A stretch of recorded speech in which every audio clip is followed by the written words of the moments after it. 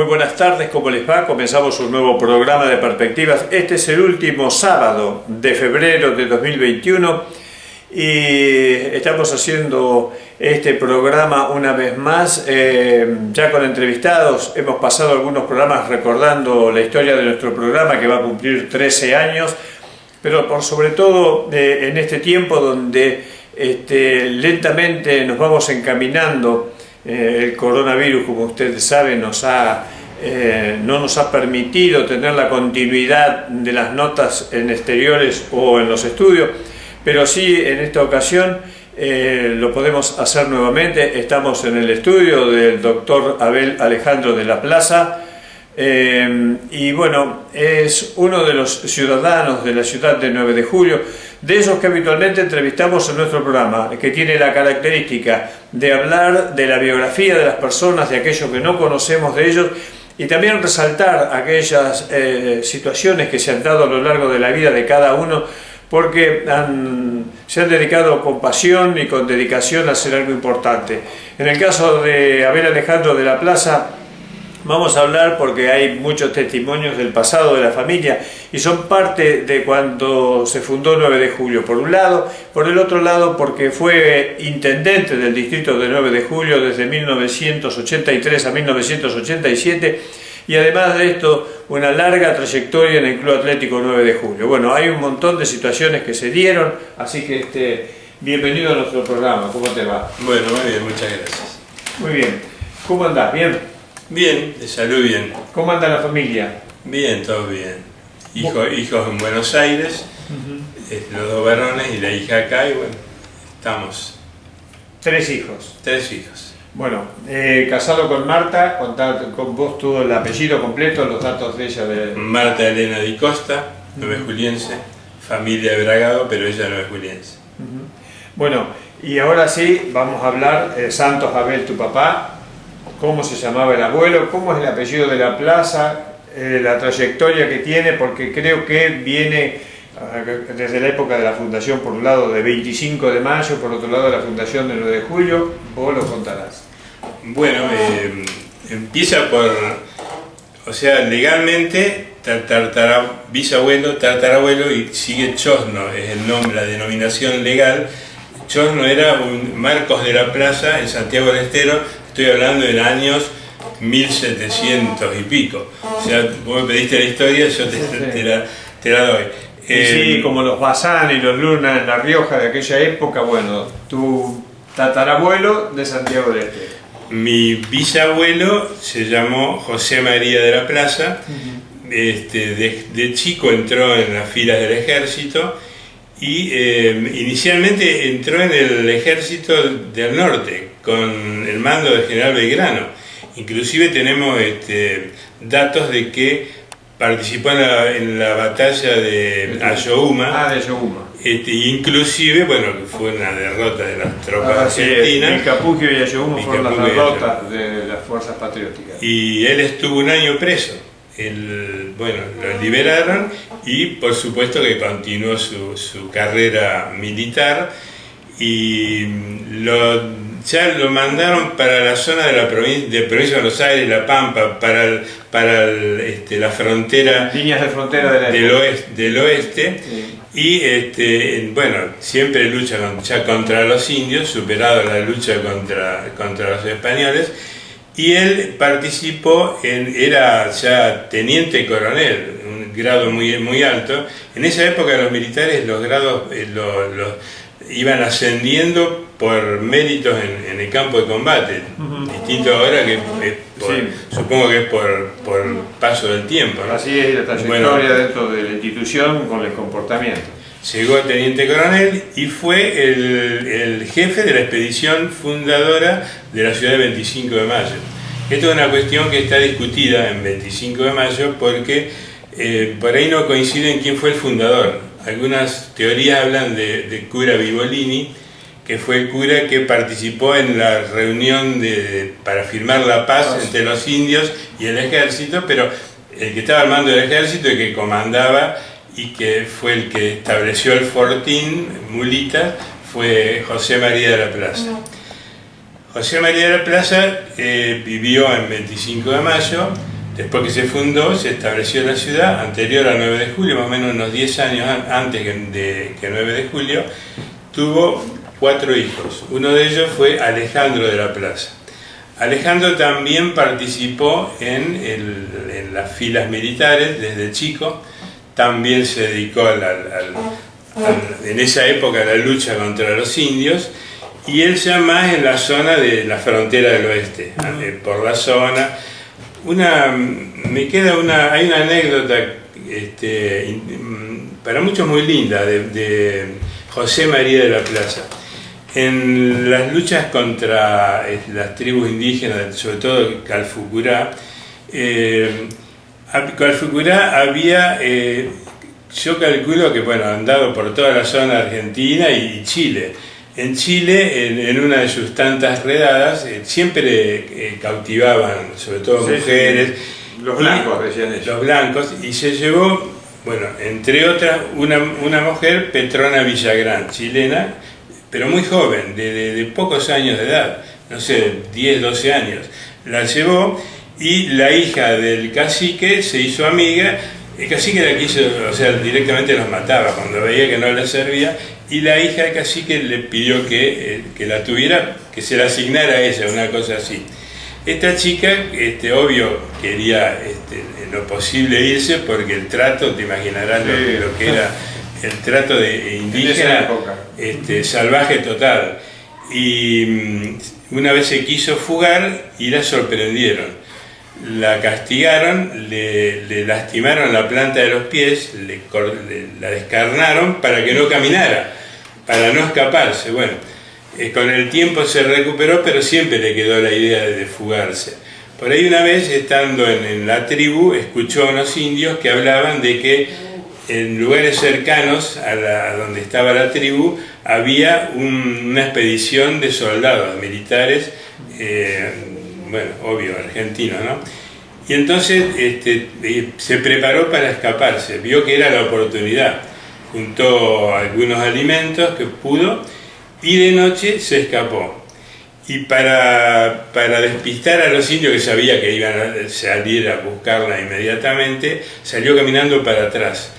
Y durante la noche caminaba, y durante el día se escondía en vizcacheras, en las cuevas de las vizcachas. Se tapaba, pasaban los indios y no la veían.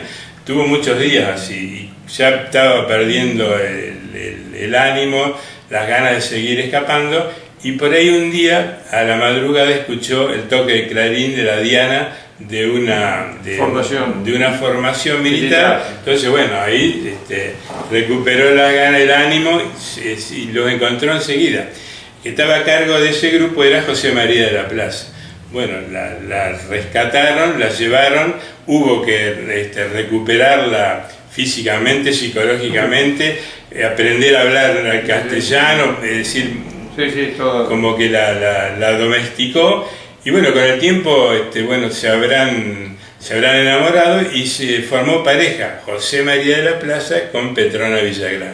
De esa unión es donde surgen los hijos, y entre ellos estábamos hablando de Alejandro de la Plaza. Alejandro de la Plaza, como capitán, fue el que estuvo en la misión con Julio Heredia de la fundación de 9 de julio.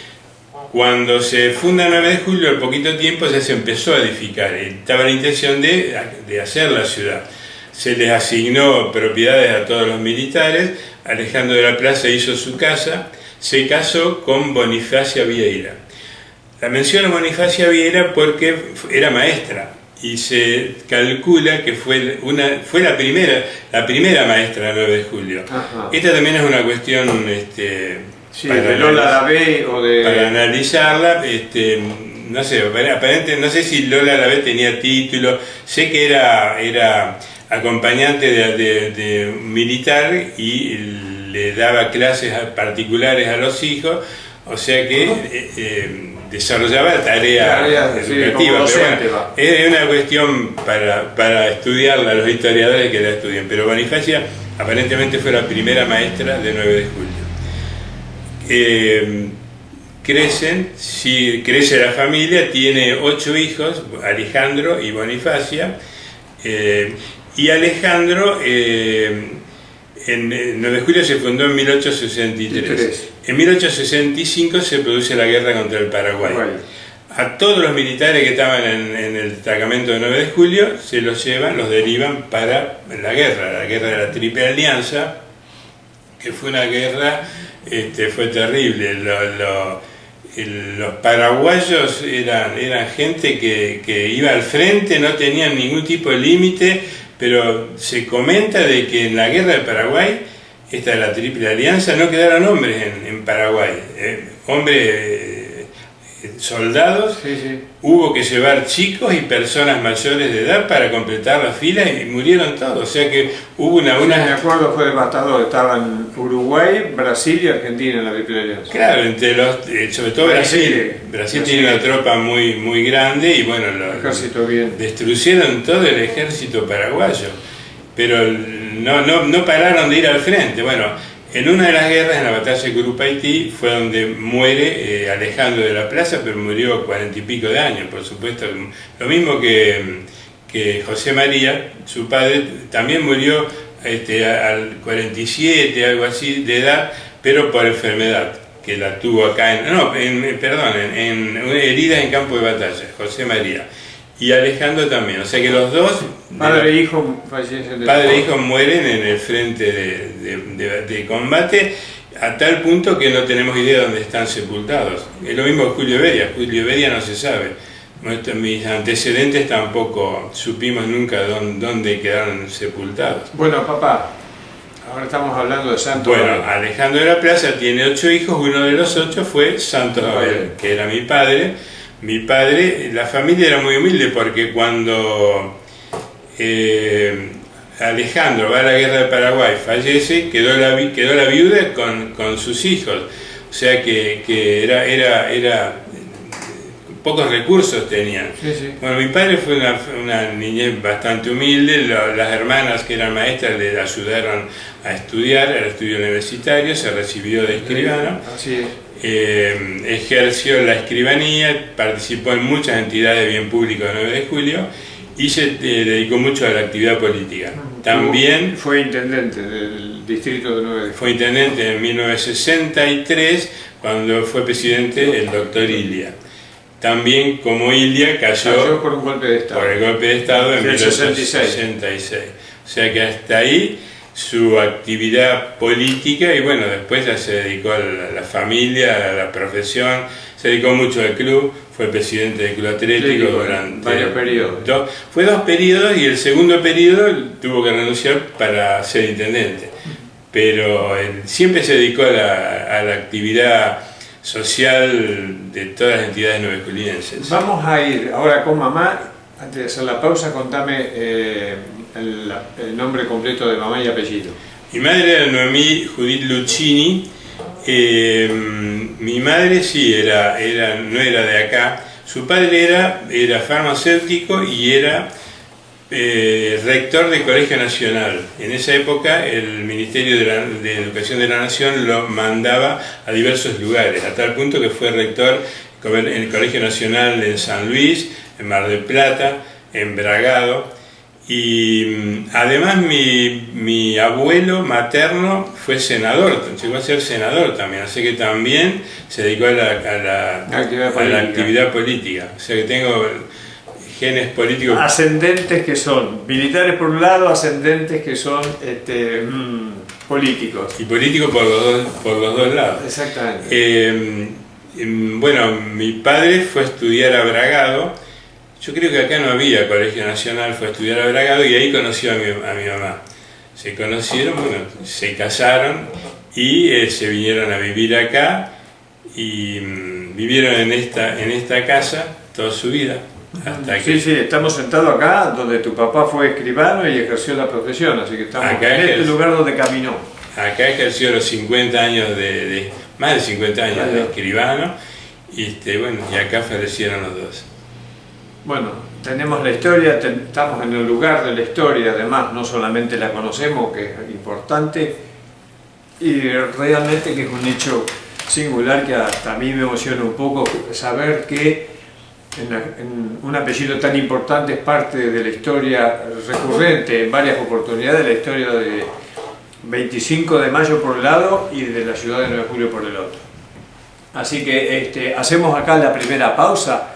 Enseguida vamos a continuar con el doctor Abel Alejandro de la Plaza. Realmente es el momento ideal en que llegamos después de este paréntesis de nuestro programa por la pandemia, para hablar de hechos de apellidos tan trascendentes y de personas tan ubicadas en el tiempo y con tanta trayectoria.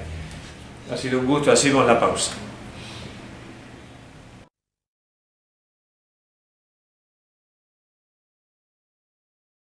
Seguimos en este estudio con el doctor Abel Alejandro de la Plaza. Riquísima la historia, interesantísima. Aprendimos nosotros, aprende usted televidente, y bueno, somos parte de la geografía del distrito de 9 de julio en todos los aspectos. Tiene que ver también el distrito de Bragado en varias situaciones. ¿Y cuándo conociste a tu señora, que dijiste la conocí en Bragado?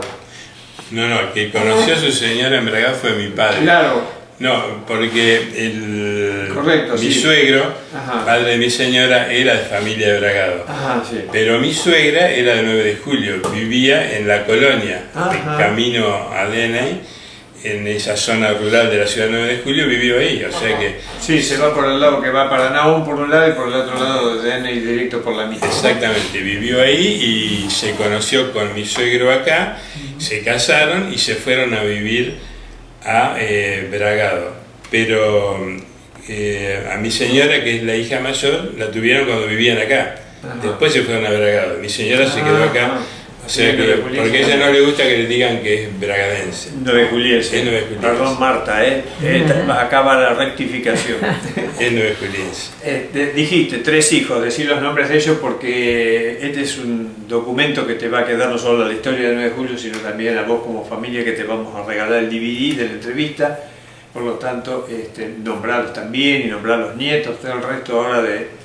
Bueno, mis hijos, Gustavo, sí, María Laura y Leandro, en ese orden. Los 3 cursaron sus estudios primarios, secundarios, y los 2 varones se fueron a estudiar a Buenos Aires y se dedicaron a la óptica, técnicos ópticos, y siguieron con la profesión. Mi hijo mayor puso un laboratorio óptico, por suerte le ha ido muy bien, ha comprado un piso en un edificio en Buenos Aires, donde ahí construyó el laboratorio, tiene un montón de maquinarias, es todo tecnología hoy, la industria, y tiene un montón de empleados, y bueno, uno de los que está a cargo es mi otro hijo menor. Y mi hija se dedicó a estudiar, estudió la docencia, se dedicó también al comercio, ejerce el comercio. Esos son mis 3 hijos. De los 3, el mayor tuvo dos nenas, que son mis 2 nietas, que están en Buenos Aires, viven en Buenos Aires, están estudiando, y mi hija tiene un varón, por supuesto, que es 9 de julio. Esa es mi familia, rama actual. Rama actual. Bueno, ahora me dijiste, estudiaste el 9 de julio, ¿en qué lugares? Recordame un poco la primaria tuya, la secundaria, la escuela de comercio. La primaria, yo estudié en la escuela Cavallari el último año, cuando se cerró, primer grado. Pasé al segundo grado a la escuela número 1 y después se abrió, se llamaba el curso de aplicación de la Escuela Nacional de Comercio. Todo el resto del primario lo hice en el curso de aplicación y el secundario en la Escuela Nacional de Comercio. Los 3 primeros años, que era ciclo básico en esa época, era comercial por la mañana, y a la tarde bachillerato, los 2 últimos años por la tarde, pero siempre en la Escuela Nacional de Comercio. ¿Y dónde estudiaste a nivel universitario? ¿En la UBA o en La Plata? En La Plata. Yo diría que la gran mayoría fuimos a La Plata. Éramos un curso de 30 alumnos y me parece que los 30 fuimos a estudiar. Se estilaba en esa época, la mayoría se iba a La Plata. La mayoría, sí, algunos fueron a Buenos Aires por razones familiares, supongo, pero recuerdo como anécdota que el primer viaje había que ir cargado de valijas y de todo, era una mudanza de todos los alumnos, y nos enteramos de que acá había una vía directa a La Plata, porque si no teníamos que ir de acá a Buenos Aires y de Buenos Aires después y hacer el transbordo con toda la pila de valijas, y nos enteramos que en el provincial había un tren que iba directamente a La Plata. Exactamente. Entonces, bueno, nos vino bárbaro. Todos sacamos los pasajes en ese tren y bueno, fuimos todos en el mismo tren.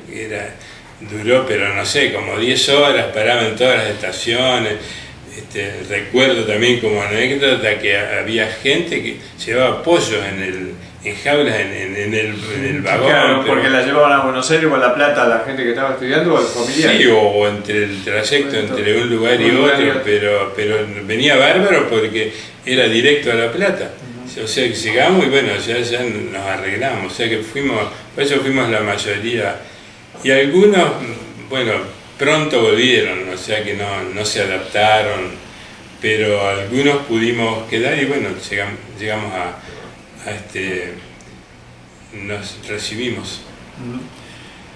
No hablaste de los hermanos, son 3 en total. Somos 3. Jorge y Silvia. Y Silvia. Jorge fue a estudiar a La Plata, se recibió de procurador universitario y después mientras estudiaba entró a trabajar en el Ministerio de Educación y siguió trabajando. Después le dieron el traslado acá a 9 de julio y se jubiló acá a 9 de julio. Silvia fue también a estudiar, también fue a La Plata, se recibió de docente y conoció a Kelo Palacios, con quien contrajo matrimonio y tuvo un hijo, Ignacio Palacios, que conocido político nuevejuliense y profesional, es abogado, heredó este estudio, lo ha heredado Ignacio. Pero también heredó los genes políticos que te decía y se dedica muchísimo a la actividad política. Bueno, Kelo Palacios reconocido, ¿no? Hijo de Margarita Palacios, de la catamarqueña, de la música folclórica, de percusionista de nada más y nada menos que Ariel Ramírez y de tanto, ¿no? Con Mercedes Sosa. Por eso digo, famoso nacionalmente y fuera del país porque ha viajado por todos lados. Mira, justamente el lunes pasado en el diario Clarín salió una nota de Margarita Palacios que hubiera cumplido 110 años, creo. Y bueno, y se menciona a ella y se menciona a Kelo. Sí, Kelo es muy famoso. Sí, por eso digo. Bueno, nosotros tuvimos la oportunidad cuando hacíamos los pre-Cosquín, acá en 9 de julio de su sede, de convocarlo como jurado. Estuvo siendo jurado de los pre-Cosquín de Radio 9 de julio, así que ahora me estoy acordando de otro hecho que ya había casi olvido. Y un agradecimiento a él, por supuesto, ¿no? De la jerarquía y la manera como se manejaron en ese tiempo. Bueno, acá ya estamos hablando ahora, vamos a dejar un poquito el grupo familiar, es encantador lo que has contado, interesante, pero ¿cuándo y por qué incursionaste en la política? Y por herencia, porque acá... ¿Entraste en la Juventud Radical? En la Juventud Radical y también en la actividad universitaria, en la Franja Morada. Siempre me gustó mucho y yo creo que fue una de las razones por las cuales me demoré en el estudio. Además de la actividad política, me dedicaba mucho tiempo al CUN. Yo era secretario del Centro Universitario, creo que fui vicepresidente y le dedicamos mucho tiempo. ¿Para qué otros estudiaron? Entonces sí, porque también desde esa época estábamos dando becas a varios alumnos de nuevejulienses y bueno, había que juntar plata, pagar, bueno, llevaba tiempo. Entonces llegó un momento que digo, bueno, no puedo dedicarme a todo esto y a los amigos. Inclusive me dedicaba también, yo jugué mucho al básquet, cuando fui a estudiar a La Plata fui a jugar a Estudiantes.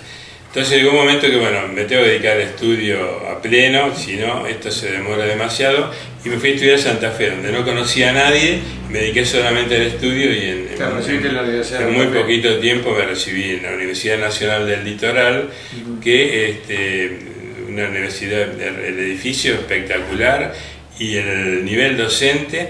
Muchos de los docentes de la Universidad del Litoral eran autores de libros que eran los que se estudiaban en La Plata. O sea, los libros de ellos eran con los que estudiábamos, pero buenísimo estar con el mismo autor, ¿no? Y en La Plata, bueno, sí, ahí pronto me recibí de abogado y de escribano. O sea que yo no tenía seguridad cuál era mi vocación. A decidir, claro. Escribanía por mi padre, de haber vivido al lado de él tanto tiempo, y la abogacía también me gustaba. Pero llegó un momento que me decidí por la abogacía. No me gustó la escribanía, el hecho de que el escribano es un funcionario público. Tiene muchísimo control del colegio de escribanos, es agente de retención de rentas, agente de retención de la AFIP. Entonces me gustó la abogacía como profesión liberal, con la limitación obvia del derecho y de la justicia, pero no tener ese control. Ese compromiso económico de tener que rendir cuentas. El control impositivo. Bueno, por eso. Bueno, hasta acá hemos llegado. Vino la época de las elecciones del 83, lo vamos a hacer después de la pausa y ya vamos a incursionar en este aspecto de la persona que fue intendente del distrito 9 de Julio y por otro lado después sobre el querido Club Atlético 9 de Julio. La pausa.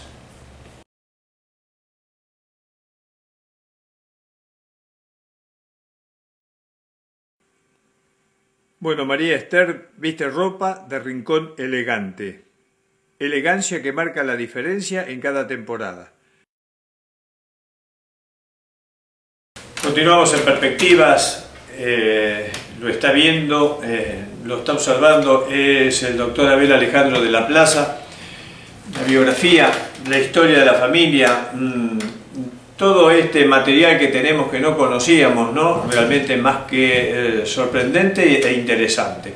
Así que es para la historia del distrito de 9 de Julio, como hacemos nosotros que tenemos ya guardada la historia de tantas personas a través de tanta cantidad de años de programa. Y viene una etapa interesante para conocer, ¿no? Muchos ya lo conocen en la etapa o lo conocieron como intendente del distrito de 9 de Julio y los que son más jóvenes no, pero vamos a hablar de ese tema.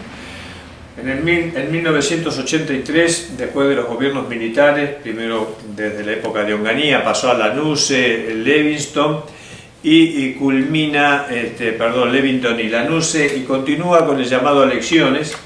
Y las elecciones de aquel año, después de eso hay un proceso democrático y viene justamente otra interrupción que es la de el gobierno de Videla, y Macera, empieza en el año 76 y en el 83 se vuelve también a la democracia. Así que tuvimos varios gobiernos militares, interrupciones democráticas y se reclamaba ya con el desgaste que tuvo la Junta de Comandantes y los gobiernos militares y las cosas no bien hechas porque además no son las que corresponden en un sistema democrático como el que se estableció a partir de la Constitución de 1853, de que la Argentina tenga esta interrupción lamentable.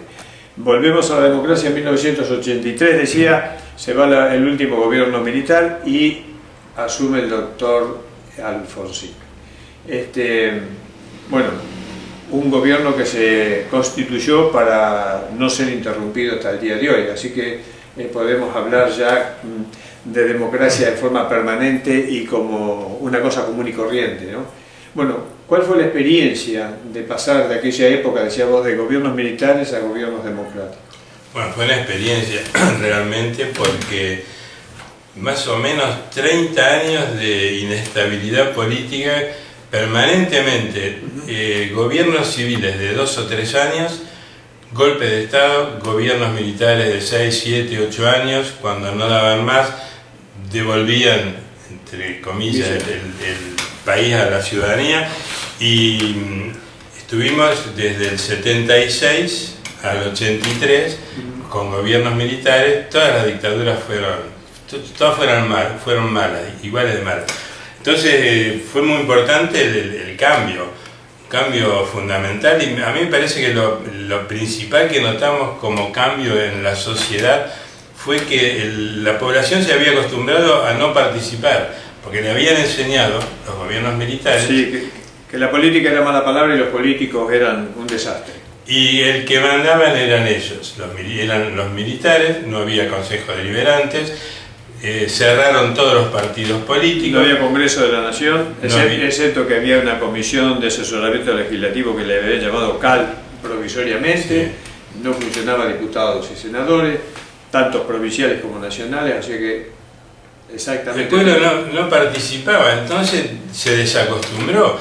Yo siempre comento de que a mí me parece que un síntoma de esa falta de participación era que el 9 de julio no había sociedades de fomento. Había una sola en el 83, la Sociedad de Fomento de Barrio Parque Julio de Bedia, que más o menos creo que 10 años antes, pero no había ninguna otra, porque la gente sabía que no podía participar. Entonces fue una de las cosas que, por ahí que una de nuestras primeras tareas fue justamente esa, demostrarle a la gente, enseñarle y recordarle que el que gobierna es el pueblo a través de sus representantes que él mismo elige, como dice la Constitución Nacional. Bueno, la gente lo fue entendiendo y la gente fue participando, lo veíamos nosotros con la participación, colaboración, ya con los concejales en la calle trabajando, consejeros escolares en la parte educativa, los diputados, senadores, o sea que y se fueron formando sociedades de fomento. En nuestro periodo, en nuestros 4 años, se formó una sociedad de fomento del barrio Los Aromos, Brasilia, Villa Matilde, barrio Diamantina, barrio Luján, en la ciudad 9 de Julio, barrio de La Boca, en el Tejar, o sea, se empezaron a fundar y bueno, cuando cumplan los 30 años de fundación, se ve que se crearon en ese momento, ¿no? Y bueno, la gente así fue empezando a participar. Yo creo que eso fue uno de los logros más importantes. Y como consecuencia de eso es la participación de la gente en la gestión de gobierno. La gente nos decía qué es lo que necesitaba.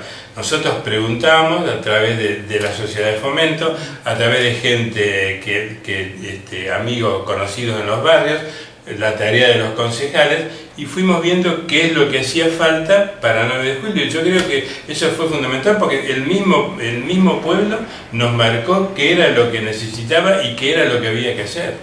Yo creo que eso fue el cambio más importante, me parece que fue ese. Bueno, obras que se pudieron hacer en aquel entonces del 83 al 87. Bueno, justamente como consecuencia de la apertura y de la participación de la ciudadanía, vimos que había 2 déficits fundamentales: infraestructura urbana y vivienda. La infraestructura urbana no es porque el gobierno no quisiera hacer, no había dinero, no había recursos, la municipalidad no tenía. Infraestructura urbana estamos hablando de pavimento, de energía, de alumbrado público, de agua corriente, de conexiones cloacales, y no existía el gas natural. Entonces, todo eso es lo que la gente nos plantea que era una necesidad, pero también había necesidad de ver cómo hacerla, cómo financiarla. La municipalidad no tenía recursos, la provincia tampoco. Y la gente, había muchos que no podían, o sea que vamos a un caso, yo creo que lo más grave de todo era el gas. El gas se manejaba el gas en garrafa o gas en cilindros. Solamente los que lo vivimos en esa época sabemos lo que significaba, porque ahora la mayoría de la población tiene gas natural, bueno, es una comodidad muy grande, pero en esa época no existía. Entonces nos plantearon que necesitaban gas, pero ¿cómo hacer para traer el gas natural a 9 de julio? Coincide que justamente el doctor Alfonsín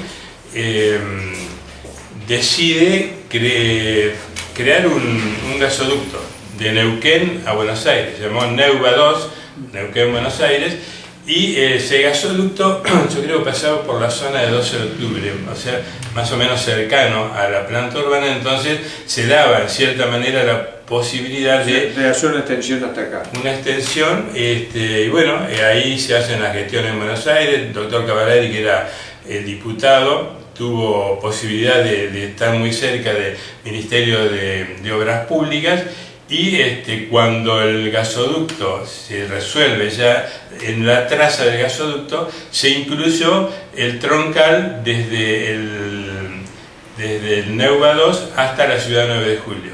Pero también había que hacer la cañería, que era, yo creo, 20 kilómetros, una cosa así. Exactamente. Y la planta reductora del volumen que traía el gas. Y después hacer las conexiones domiciliarias al 9 de julio. Era complicado, por un lado. Por otro lado, no había asfalto, no había pavimento, porque por los datos que tenemos de la cooperativa, más o menos 1 o 2 cuadras por año se podían hacer, y en zonas más o menos céntricas. No hablemos de partes suburbanas de la ciudad de 9 de julio, porque no había posibilidad, la gente no la podía pagar directamente. Lo mismo, ampliación de conexiones de agua corriente, conexiones cloacales. El alumbrado público era bastante limitado lo que había. Un ejemplo, la Mitre llegaba hasta la Agustín Álvarez, ahí se terminaba el alumbrado. Bueno, entonces empezamos a estudiarlo con los concejales, con la sociedad de fomento, con la comunidad, qué es lo que se podía hacer, y llegamos a la conclusión de que había que hacer algo y buscarle la forma de financiar las obras. Ahí formamos una comisión mixta entre gente de la municipalidad, que fue el secretario de gobierno, que era Hugo Conca, secretario de Obras Públicas Eduardo Merlo, secretario de Hacienda, que era Mario Orbea. Por la municipalidad y por la cooperativa estaba Pirota, que era el gerente, Carlos Elizalde, que era el secretario de Obras Públicas de la cooperativa. Y lo menciono porque de todos ellos, salvo Hugo Conca, que vive, los otros fallecieron. Sí. O sea que un poco como homenaje a los que participaron en la primera etapa de la comisión mixta. Y ahí se llegó... Mario Orbea, que hizo mucho también. Mario Orbea hizo mucho. Llegamos a la conclusión, después de muchas reuniones, y nos llevó a lo mejor un año, de crear el fondo mixto, el fondo solidario. ¿Cómo se formaba el fondo solidario? Con el aporte, con un pequeño aporte, me parece que en esa época estamos hablando de centavos de austral, con un pequeño aporte de cada medidor de la luz de todos los ciudadanos de la ciudad de 9 de julio, con eso se empezaba a crear un fondo. Ese fondo se aumentó, por suerte, fuimos a hablar con el gobernador, que era el doctor Armendáriz, le pedimos un subsidio para este fin, y bueno, lo entendió y nos dio un subsidio muy importante de plata. Y bueno, con lo que se fue juntando por unos meses, se formó ya un fondo importante y se empezaron a hacer obras. Y a medida que se hacía la obra, el beneficiario de la obra tenía que pagar el costo, pero en comodísimas cuotas. O sea que el asfalto, por ejemplo, que es carísimo, lo que sale una cuadra, o al frentista lo que le sale el pavimento, con este fondo, pero tenía para financiarlo. Los recursos para seguir haciendo. Los recursos para financiarlo, y se fue aumentando y se hizo un fondo enorme. Entonces, gracias a ese fondo solidario, originado por este plan trienal, en el 85, 86 más o menos, empezaron las obras de pavimentación, se hicieron, pero un plan de 70 cuadras de pavimento se hizo en ese momento. Y bueno, empezaron a hacer y se completó el plan, y cuando se terminó, siguieron, y bueno, ahora todos pueden pasear por 9 de julio, ven la cantidad de asfalto que hay. Yo creo que gracias a ese plan que se instrumentó en ese momento. Decía de la luz, se hizo, gracias a eso, el alumbrado desde la Mitre hasta la rotonda. Después se fue perfeccionando ya con el sistema, distintos sistemas de luz. Lo mismo se hizo con agua, con cloacas, se incrementaron todas las redes en la planta urbana, Después, bueno, obvio que se trasladó a las ciudades del interior. Y con el gas también fue fundamental este plan, porque gracias a eso se pudo hacer. Tuvimos apoyo nacional y provincial para el troncal, desde la red hasta desde la cañería maestra hasta la ciudad, y la planta reductora, y para hacer las conexiones domiciliarias. Todo eso se pudo hacer con el plan trienal. Por eso me parece que esa obra para mí fue fundamental, pero fue fundamental el aporte de la comunidad, que fue el que participó en todo esto. Mirá, yo me quedaría hablando acá hasta no sé qué tiempo, porque tenemos pocos minutos más, porque tenemos 1 hora de programa y nos vamos a pasar igual unos minutos, nos va a regalar el canal. Pero hay un aspecto que quería destacar. Jorge, tu hermano, hizo un gran apoyo desde la Dirección de Cultura, porque empezaron otra vez a hacerse un montón de cosas que estaban como suprimidas o habían desaparecido de escena. Recuerdo también el apoyo que nos dieron con el Festival del Parque de Tango y Folclore. Recuerdo también cuando fuimos a solicitar como radio un micro, nos cediste el micro para ir a Cosquín, donde salieron, bueno, las revelaciones que conocemos como Roberto Videla en toda la provincia. Es un gesto de la municipalidad. Y en esto que estoy comentando, por eso decía, quiero agradecerle también a tu hermano, porque Jorge realmente fue un referente de la cultura del 9 de julio de entonces, porque no solamente por este apoyo a una emisora de radio, sino al resto de las cosas que pudimos ver y comprobar en aquella época que hizo. Y perdóname, pero ahí se formó el coro polifónico, se municipalizó, porque el coro necesitaba recursos y siempre venían a pedir plata. Y digo, bueno, en vez de darles plata, le damos el apoyo ya permanente, inclusive con sueldos para profesores. Se hizo lo mismo con el Ballet Folclórico Municipal, que en esa época estaba Bonello. Bueno, por eso traje el tema. Sigue contando, sí, con todo. No, Bonello también venía todos los días a pedir plata. Y digo, bueno, lo municipalizamos al ballet y ya no hace falta que venga a pedir, se incluye en el presupuesto de cultura. Como eso, hubo muchos casos. Por eso digo, cosas que estaban dormidas o desaparecidas volvieron a incorporarse, ¿no? Exactamente. O como el coro que estaba en pleno auge, o el ballet, pero tenían muchas dificultades económicas. Sí, para poder manifestarse. Claro. Bueno, hay otro tema que está relacionado en tu vida con una pasión, que fue el Club Atlético 9 de Julio. Presidente en algunas oportunidades, secretario muchas veces, creo que todavía estás en la institución. Soy secretario en este momento. En este momento, y bueno, viste que hay referentes en las instituciones que quedan para siempre, no porque se inmortalizan en el cargo, sino porque por la experiencia se los va a ver, y los que están dentro de la institución, y como muchos no quieren entrar, dicen, no, más vale que siga la persona que está, que sabe y conoce, ¿no?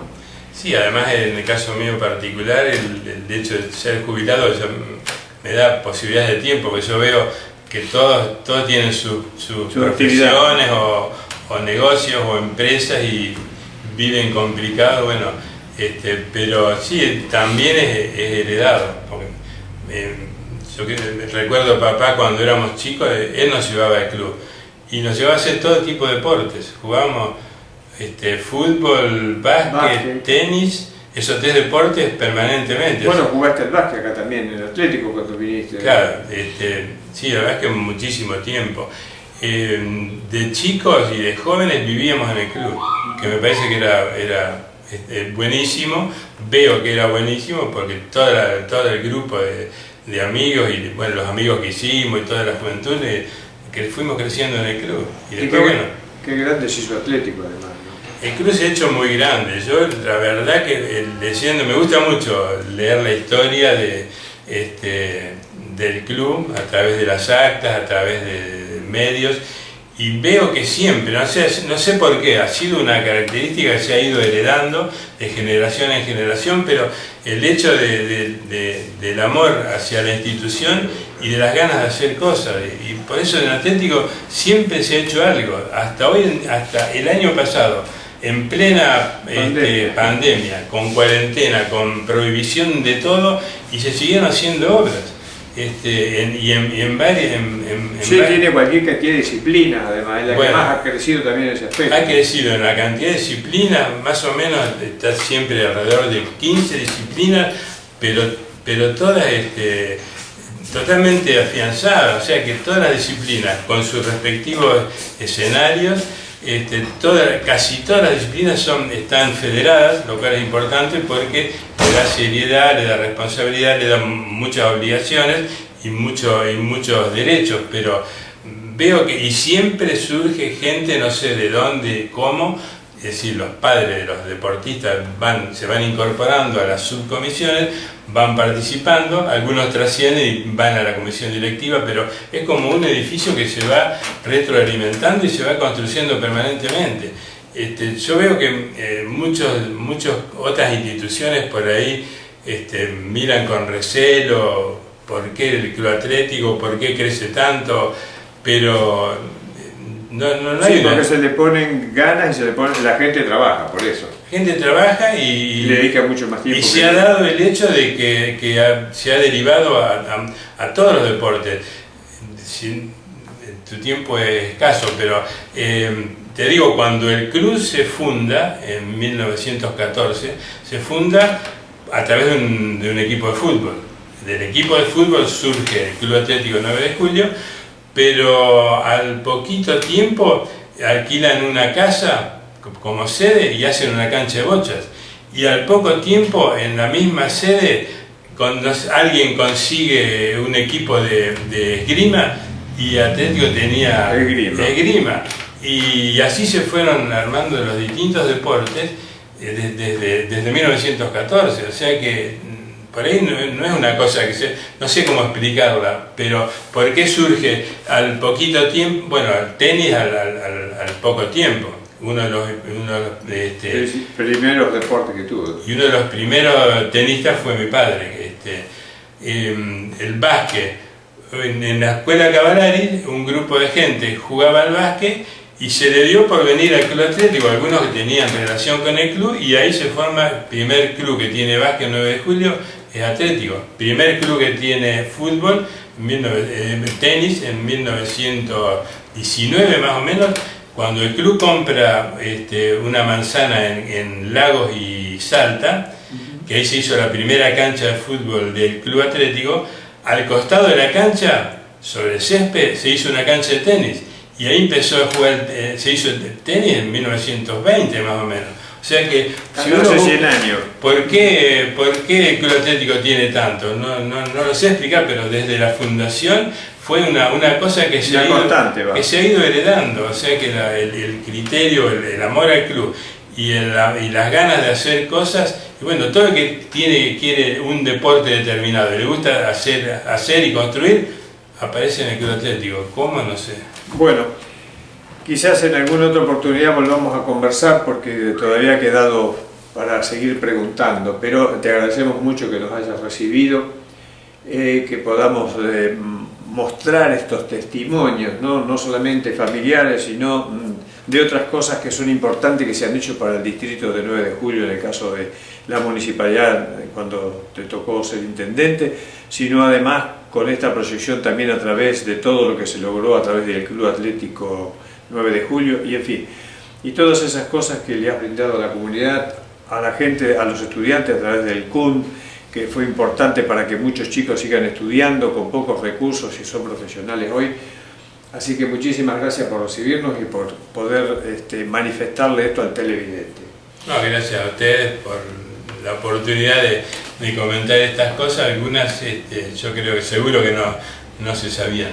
No, supongo que muchísimas no se sabían y ahora estamos ante un material inédito y la posibilidad de que mucha gente conozca muchos aspectos más de Abel Alejandro de la Plaza, conocido como Ape de la Plaza en la vida cotidiana, pero como Ape de la Plaza y por otros temas que no son justamente estos, ¿no? Así que muchas gracias. Gracias a ustedes. Bueno, se nos terminó el tiempo, la verdad es que el programa lo ha hecho él, nosotros preguntamos algunas cuestiones porque la tenemos que hacer, buscar las referencias, pero el material lo ha aportado él, le agradecemos mucho una vez más. Le agradezco a Suma Productora, a Somos 9 de Julio por poner nuestro programa en ese canal, en la frecuencia 7. La reiteración va el próximo jueves de 3 a 4 de la tarde.